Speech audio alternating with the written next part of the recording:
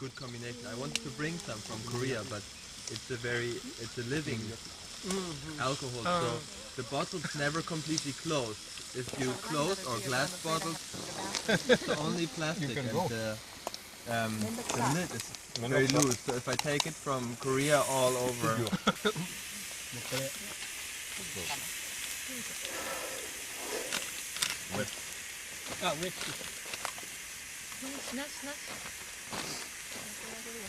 Last time we were here, Muho-san put on a great performance. I hope he can repeat that.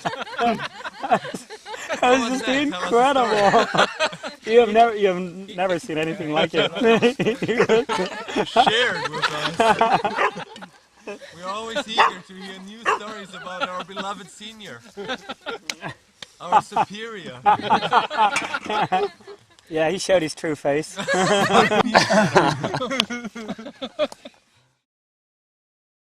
We would like a bit of your life story. I mean, first encounter with Zen. How did that happen? I was 16 and I lived in boarding school. And I wasn't interested in religion, in Buddhism, and especially I wasn't interested in meditation. But there was a small meditation circle, and one of the teachers there was responsible for that meditation circle. And he called it meditation in the style of Zen. So he asked me, well, have you tried it? And I said, no, I've never tried it, I'm not interested in this. Then, well, he says, well, how can you know if you have never tried? So I went there with the intention to do it only once. But then it turned out that for 1 year I was the only one who came all the time. Why did you go back to do that sitting? I don't know, there was a certain pull, and also for the first time I had the feeling that I've really contact with my body. I felt my body for the first time. Until then my body was just a vehicle, a tool to sort of entertain my mind. So I didn't have a really close connection with the body. I didn't think of the body as myself. And I didn't really know my body. I never had paid attention to physical awareness, like pain, for example, or to my breath, to my heartbeat. That was completely new, and I think that was what in the first time always pulled me there, all the time. And I really, I enjoyed it, although I didn't have all these fancy experiences everybody else had. Until that time I had really no idea what I was doing. And I started to read books on Zen for the first time then, after almost 1 year of sitting. I heard about things like Satori. For many people it's the other way around. First they hear Satori and then they hear to get Satori you have to do Zazen. For me there was first the physical experience. And then I heard there's something like Satori, the solution to all the problems, the answer to everything.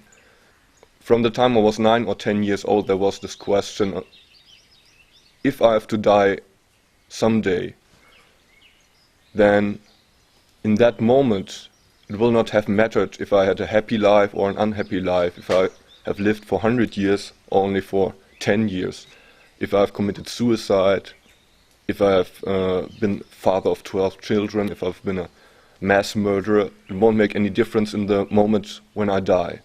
Because, well, then I'm gone. So why bother to live at all? But then when I read Suzuki, I thought, or Kaplo, I thought, well, this feels fine. I feel my body, it feels good, although I'm not knowing what I'm actually doing. And plus, I could find all the answers to all these doubts I had and never solved, and nobody could answer to me. From that time, there came to be a distance between myself and the practice, because now I couldn't be content with sitting alone anymore, because I was waiting for this moment where not only I was feeling good in the sitting, but also the answer would be there to all those questions. So you got caught in the enlightenment. Exactly. I got caught in that pitfall everybody falls into. And then I went for 1 year to Japan in 22, and they gave me the address of Shohaku-san.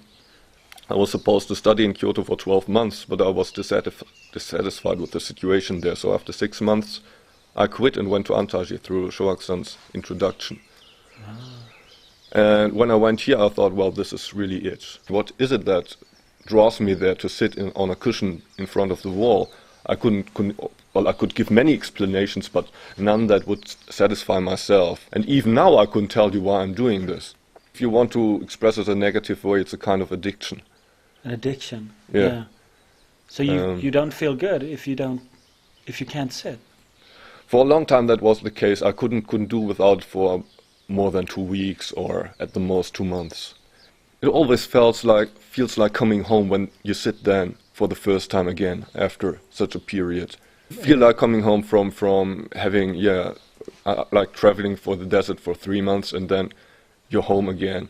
But it took me a very long time, and I lost energy in Zazen. When you have this idea there's Satori maybe only 1 step away, you're very ambitious. And when you hear, well, the Satori isn't waiting there for you, it's just the sitting itself. No need to fight. then you lose all this energy. Yeah. Because, well, the carrot isn't hanging there anymore. Right.